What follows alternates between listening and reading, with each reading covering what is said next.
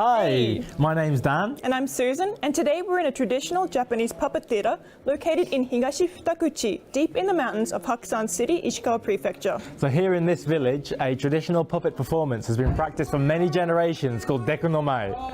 So these are the puppets used in the theatre, and as you can see, without the clothes, they're very simple with few moving parts. Yeah, very simple indeed. So this performance is called Deku no舞, and the Deku refers to the puppets that you can see here, and the Mai translates to dancing. So in total, you can say it's called the Dance of the Puppets. This also highlights a very special feature of this performance, where the puppets and the puppet masters become one and move together through expressive movements.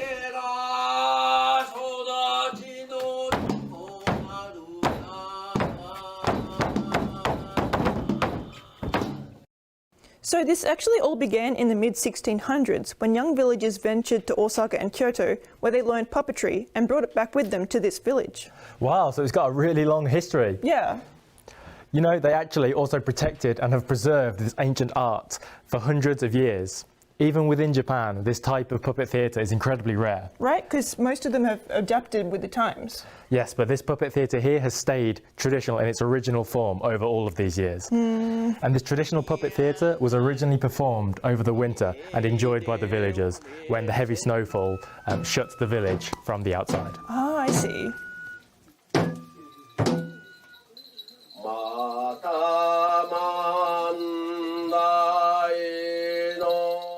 So we actually have another friend with us today. Oh, who's coming today? Gart. Oh, Gart, cool, where is he? I don't know where he is. Yeah, I can't find him. Hey! Oh. Hey, you guys are here to see the puppet show, right? Yeah, we can't Okay, wait. well, let's go sit back down and relax because it only takes 5 hours. What? 5 hours? We don't quite have 5 hours. I thought you might not. So I brought the Japanese Kamishibai picture card theater. Wow. 10-minute version. What do you think? Oh, that That's sounds much perfect. better. Okay, let's do it. Are you ready? Yeah. Hajimari, Hajimari. A Japanese traditional folk tale. The sake-loving demon. 1,000 years ago in old Japan, there was a great warrior named Minamoto Daiko who protected Kyoto, the capital city. One day, Daiko was with his 5 faithful retainers, Tsuna, Kintoki, Sadamitsu, Suetake, and Hosho. Hosho began to speak. There is a rumor afoot that a demon dwells at Rashomon Gate. They say it appears at night, making off with people and livestock, and eating them. One after another, the rest of them spoke up. I've also heard about it. Me too. Tsuna was alone in his response. There's no way any such idiotic thing could be true. You sound like fools believing such nonsense. He decided to go alone to Rashomon Gate that night to see if a demon would really appear. As he was about to reach Rashomon Gate, the wind suddenly began to blow. His horse shuddered and paused. At that moment, he felt his helmet yanked backwards. Unwilling to give in, Tsuna pulled loose the chin strap, leapt onto the stone steps, and turned around to find a great demon, as tall as the roof of the gate, towering over him. I am going to rip you to pieces and eat you, said the demon. When the demon stretched out his hand to do so, Tsuna turned, grasped his sword, and swung it down in a single movement. One of the demon's arms fell to the ground with a loud thunk. In shock, the demon jumped up onto the wall. Curses! I shall retrieve that arm, don't you forget! With that, the demon vanished. Tsuna was vexed at his failure to kill the demon, but he returned with the severed arm, which was rough like a craggy rock, and the nails of the fingers were bent like a dragon's. As Daiko presented a reward to Tsuna, he told him, the demon will certainly return for revenge before 7 days are completed. Be on your guard. Tsuna placed the arm in a sturdy box, closed the gate, and remained on careful watch. That same day at twilight, an old lady came to the mansion gate and knocked. I am no one suspicious. I am the wet nurse who cared for Tsuna long ago, she said. I keep having dreams that something bad is going to happen to you, Tsuna. Is there anything you can think of that might be causing them? She said. Tsuna then told her what had occurred at Rashomon Gate. Let me see this arm of which you speak, the old woman said.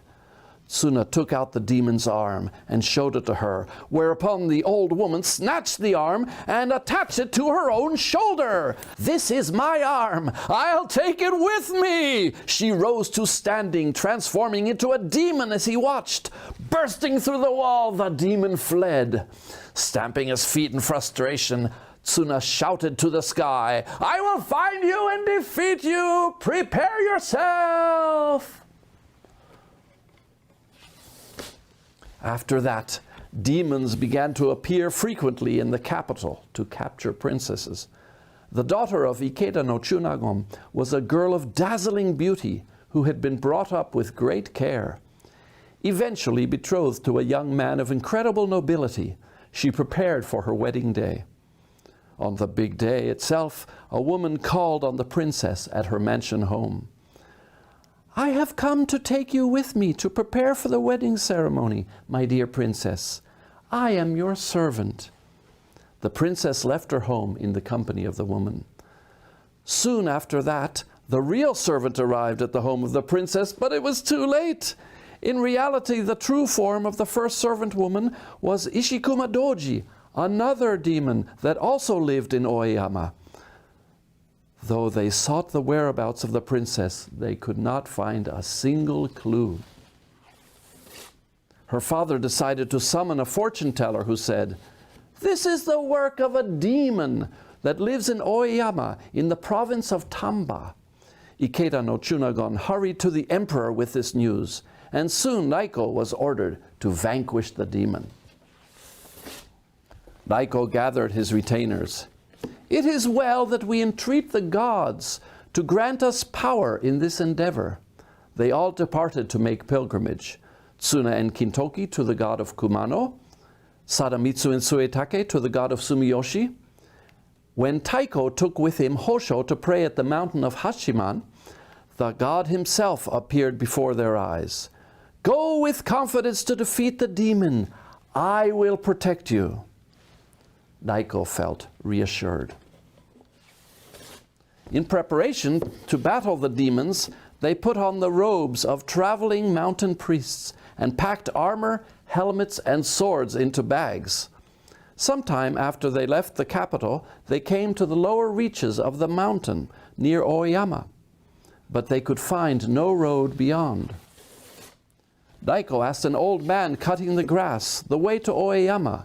The old man replied, pointing toward a lofty peak, The part that looks white on that mountain is actually the waterfall that cascades from the castle of the demons.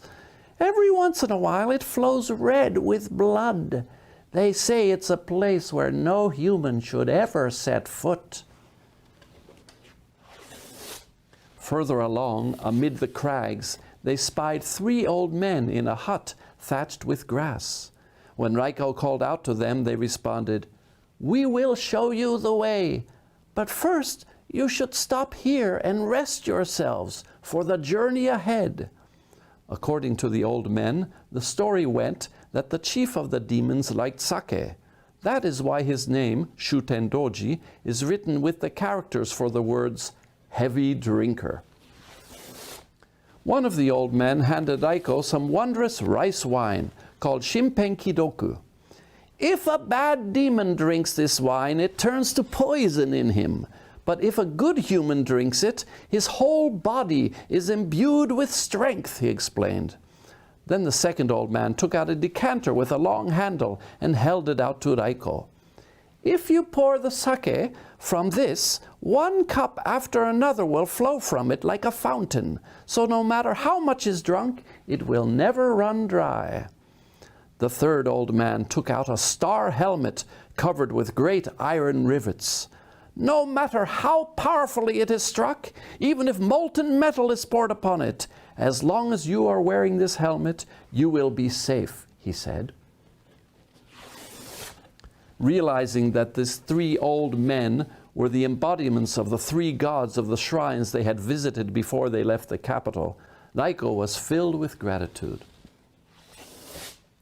They made their way to the upper reaches of the river. There they found a young woman rinsing out a blood-soaked kimono. Tears fell in great drops from her eyes. "I was captured by the demon and brought here. The demon called Shutendoji cuts our arms and scrapes our legs and squeezes out our blood to drink like sake." After comforting the woman, all 6 of the men set off immediately toward the castle. The demon's gatekeeper spotted them in an instant. "I was just thinking, I'm hungry for a human. I think I'll rip one apart and eat it now." Another gatekeeper stretched out his hand, but all of a sudden a bloody-smelling breeze blew and lightning flashed. Before their eyes appeared a huge demon with red skin and wild hair. It was Shutendoji! "There is no road on this mountain that people can travel," he roared. "How did you manage to get here with your human bodies? Tell me now!" Raiko maintained his composure. "Through generations, we mountain priests have gone through intense training with hard discipline and magical powers. We thought we would look in on the capital to greet the spring, but we foolishly lost our way and quite unexpectedly ended up setting foot in this castle. Pray, allow us to offer you the sake we have brought." "First, I shall serve you," said the demon. He poured blood sake into a cup. Raiko maintained a nonchalant face as he drank, and then passed the cup to Tsuna, who was sitting next to him. Tsuna said, "This is wonderful. I have had fine sake from all over the country, even chrysanthemum sake from Kaga, but I've never tasted any as good as this." He regaled the demon with praise. Shutendoji was delighted. "Bring us some snacks to go with this sake." His henchmen brought in a cart loaded with freshly severed arms and legs. Smacking his lips, Raiko began to eat. "I'll have some too." Tsuna also dug in. Observing this scene, Shutendoji seemed to lose any sense of wariness. When Raiko poured him some of the sake they had received from the old Ben, Shutendoji drank it down. "I have never had such good sake as this," he said. "I think we should serve some to the empresses." He had 2 of the princesses who had been abducted from the capital brought into the room. Feeling in good spirits, Shutendoji started telling boastful stories. But all of a sudden, Shutendoji rose to his feet. "Actually, there is one thing I am concerned about. In the capital, there is a great scoundrel named Raiko. I gather he is exceptionally strong, and his 5 retainers are nothing to trifle with either. But the truth is they would never travel as far as here anyway. What do you mountain priests think?" Raiko and his retainers remained silent. Looking at you now, I'm wondering if you all might not be Raiko and his men," he said, grabbing an iron rod. But Raiko kept calm. "In the ancient past, the Buddha offered his own body to a demon who was hungry. We mountain priests are trained to think in the same manner. If you, Master Shutendoji, are hungry at any moment, I am willing to offer this body of mine. I do not value my life so much." Apparently reassured by these words, Shutendoji changed his tone and began to sing a song.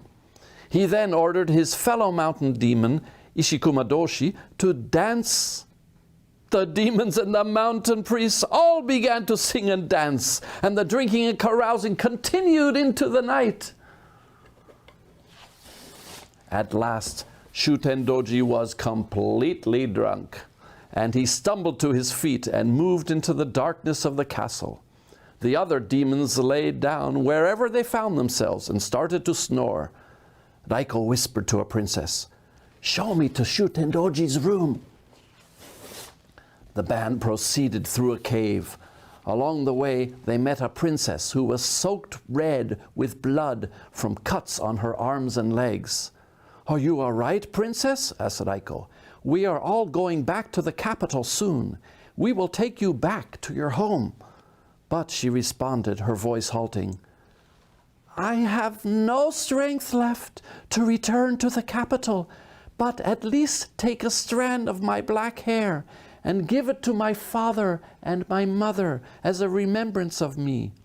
Then she said, "Please tell them to forgive me for the lack of filial piety I've shown by my dying before my parents do." She spoke through her tears, a pitiful sight.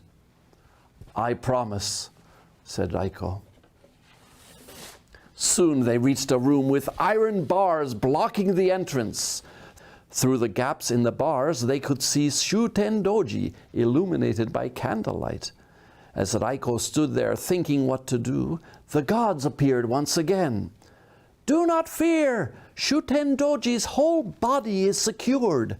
Raiko, you must first cut off his head, and your men must then cut off his arms and legs." Thus speaking, the gods threw open the locked gate and vanished.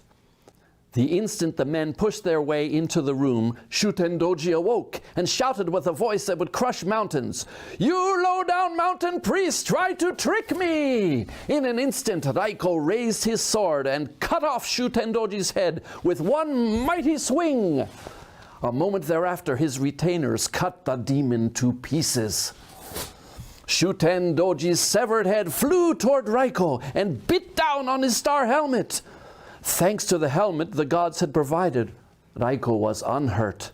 The retainers cut the head loose and tossed it down. The rest of the demons soon came after them, one after another, but the 6 men finished them all off. Carrying the severed head of Shutendoji, Raiko and his men returned to the capital with the abducted princesses, to the great joy of the inhabitants.